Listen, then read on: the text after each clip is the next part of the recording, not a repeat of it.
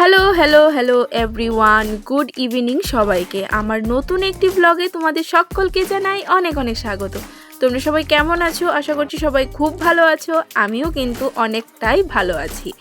এতদিন ধরে আমি ভিডিও দিতে পারছি না, যেহেতু আমাদের বাড়িতে কাজ শুরু হয়েছে, ঘর ধরা হয়েছে, তার জন্য আমি ভিডিও শ্যুটও করতে পারছি না, আর তোমাদের সাথে আমি কোনো কিছু শেয়ারও করতে পারছি না। আর এই ভিডিওটা ছিল কিছুদিন আগের ভিডিও, যেদিন আমি লাস্ট ব্লগ তোমাদের সাথে শ্যুট করেছিলাম তার ঠিক পরের দিনের ভিডিও। আর এই ভিডিওটা আমি এডিট করে রেখেছিলাম, কিন্তু ভয়েস ওভার দিতে একদমই সময় পাচ্ছিলাম না, যার জন্য তোমাদের সাথে আমি শেয়ার করতে পারিনি।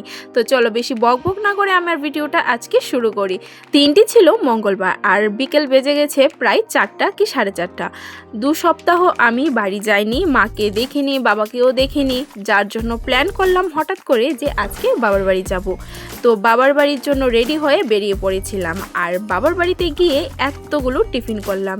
কিছু তো আমি নিয়ে গিয়েছিলাম, আর কিছু বাড়িতেই ছিল। তারপর মা খুব সুন্দর করে আমাদেরকে টিফিন বানিয়ে দিয়েছিল, আর যেটা আমি খেয়ে চলে এসেছিলাম বাড়িতে। তারপর মা বানিয়ে দিয়েছিল সন্ধ্যার টিফিন। আর এইদিকে দেখো আমার কর্তামশাই, উনি কিন্তু শ্বশুরবাড়িতে আসার পরও এই মোবাইল নিয়েই ব্যস্ত থাকে।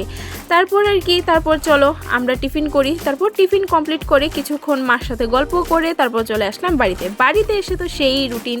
আর ওই যে দেখো পেছনে আমার কর্তামশাই, উনি কিন্তু এখনও ফোনেই আছেন। তো কার কার বাড়িতে এইরকম একটা মানুষ আছে অবশ্যই কিন্তু কমেন্ট করে বলবে, যে সারাদিন যাই কিছু হয়ে যাক না কেন মোবাইলটাকে হাত থেকে একদমই ছাড়তে চায় না। তারপর আমার সোনা বাবাকে ঘুম পাড়িয়ে দিয়েছিলাম, যেহেতু ও সন্ধ্যার সময় ঘুমোয়, তার জন্য ওকে এসে আগে ঘুম পাড়িয়ে দিয়েছিলাম। আর আমার ঘরের অবস্থা দেখবে, এই দেখো খুব এলোমেলো হয়ে আছে। এখন আমি যাব রান্নাঘরে, যেহেতু রাত হয়ে গিয়েছিল, রাত তখন বেজে গেছে প্রায় 9টার মতো, তার জন্য এখন ভাত বসাতে হবে। আর আজকে না আবার খুব খেতে ইচ্ছে করছিল, কিছু একটা সবজি সেদ্ধ খেতে আমার খুব ইচ্ছে করছিল, তাও সেটা ঘি দিয়ে। তারপর আর কি ঘরে কোনো সবজি ছিল না, আলুও ছিল না, তার জন্য একটা বেগুন ছিল, সেটাই দিয়ে দিয়েছিলাম। অবশ্য বেগুনটা পোড়া খেতে খুব ভালো লাগে, কিন্তু যেহেতু একটাই বেগুন ছিল তার জন্য আমি আর পোড়া দিইনি, এটাকে সেদ্ধ দিয়ে দিয়েছিলাম। তারপর গরম গরম ভাত নামিয়ে নিলাম। আর তারপর করব ছেলের রাতের খাবারটা রেডি।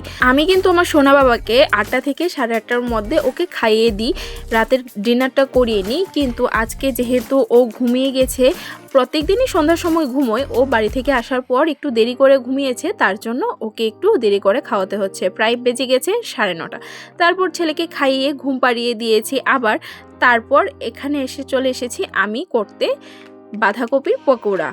কার কার গরম ভাতের সাথে বাঁধাকপির পকোড়া খেতে ভালো লাগে অবশ্যই কিন্তু কমেন্ট করে বলবে। আর রাতে না এত হিজিবিজি খাবার কিন্তু দেখবে ভালো লাগে না, কিছু সিম্পল একটা দিয়েই খেতে খুব ভালো লাগে, যেটা তৃপ্তিদায়ক হয়। আর আমাদের বাড়িতে রাতের বেলাতে সব সময় সিম্পল জিনিস হয়।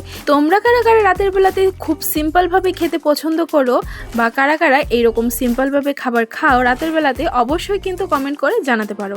তারপর বাঁধাকপির পকোড়া করে তারপর খেতে বসে পড়লাম। ছেলে তো ঘুমিয়ে আছে, একটু পরে উঠে যাবে, তার জন্য আগে খাওয়া দাওয়াটা কমপ্লিট করে নিই। আর রাতের বেলাতে ছিল বেগুন সিদ্ধ সাথে ঘি, তারপর ছিল বাঁধাকপির পকোড়া, আরেকটা জিনিস ছিল সেটা হলো শুটকি মাছ। তোমরা কারা কারা শুটকি মাছ খাও অবশ্যই কিন্তু কমেন্ট করে বলো। আমার কিন্তু শুটকি মাছ খেতে খুব বেশি ভালো লাগে। আর আজকে আমাদের বাড়িতে শুটকি মাছ রান্না হয়েছিল বেগুন আর আলু দিয়ে, যেটা খেতে অসাধারণ হয়েছিল। আমি এখন ভয়েস ওভার করছি, এখন আমার মুখে দিয়ে জল চলে আসছে, তাহলে তোমরা বুঝতে পারছো যে আমি কতটা ভালোবাসি শুটকি মাছ। তারপর খাওয়া দাওয়া কমপ্লিট করে রাতের বেলাতে ফ্রেশ হয়ে চলে আসলাম। ফ্রেশ হয়ে এসে আগে ড্রেসটা চেঞ্জ করে নিলাম। আর ওই দেখো আমার কর্তামশাই, উনিও কিন্তু রাতের বেলাতে ফ্রেশ হয়ে গেছে। আর আমি না রাতের বেলাতে চুলটা বেঁধে ঘুমাই, যেহেতু লম্বা চুল রাতের বেলাতে খুলে ঘুমাতে পারি না, চুল টান পড়ে, মাথা ব্যথা করে প্রচণ্ড। আর আমার মাইগ্রেনেরও একটু সমস্যা আছে, তার জন্যই কিন্তু আমি চুলটাকে ভালো করে বিনুনি করে বেঁধে নিচ্ছি, যাতে রাতের বেলাতে কোনো অসুবিধা না হয়।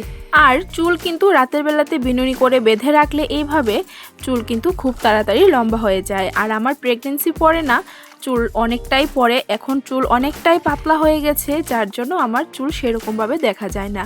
প্রেগনেন্সিতে কিন্তু আমার একটা চুলও পড়েনি, কিন্তু প্রেগনেন্সির পরে একদম চুল উঠে গেছে, মাথায় এখন টাক ধরে গেছে। আর চলো সেটা আর কি বলবো, বলার কিছু নেই। তারপর আমি মুখে লাগিয়ে নিচ্ছিলাম রাতের বেলাতে বোরোলিন, যেটা আমার ছোট্টবেলা থেকে শীতের সাথী, তার জন্য ভালো করে বোরোলিন লাগিয়ে নিচ্ছিলাম। তারপর ঘরটাকে ভালো করে গুছিয়ে নিয়েছি, যেহেতু সকালবেলাতে কাজ থাকে তার জন্য রাতের বেলাতে সব সময় না, অনেক সময় চেষ্টা করি রাতের বেলাতে ঘরটাকে একটু গুছিয়ে নিতে। আর ওই যে দেখো আমার সোনা বাবা কিন্তু উপর হয়ে ঘুমাচ্ছে। তারপর ঘরটাকে ভালোভাবে গুছিয়ে নিয়ে এই যে আমি, কেমন লাগছে আমাকে রাতের বেলাতে অবশ্যই কিন্তু কমেন্ট করে জানিও। আর আমি তোমাদেরকে দেখাচ্ছি বোরোলিন লাগানোর ফল, মুখটা কিন্তু খুব গ্লেজ দেয়, তোমরা এটা ইউজ করে দেখতে পারো। অবশ্যই এখন শীত একটু কমে গেছে, কিন্তু শীতের বেলাতে ইউজ করে দেখতে পারো। তো চলো এখন আমরা যাই ঘুমাতে, অনেক বেশি বকবক করে নিয়েছি। তো আজকের মতো ভিডিওটা এতটুকু পর্যন্ত, কেমন লাগলো অবশ্যই কিন্তু কমেন্ট করে জানিও। যদি ভালো লাগে তাহলে একটা লাইক করে দিও, আর চ্যানেলটাকে কিন্তু সাবস্ক্রাইব করতে একদম ভুলে না, যাতে নোটিফিকেশন আসার সাথে সাথে তোমরা আমার ভিডিও দেখতে পারো।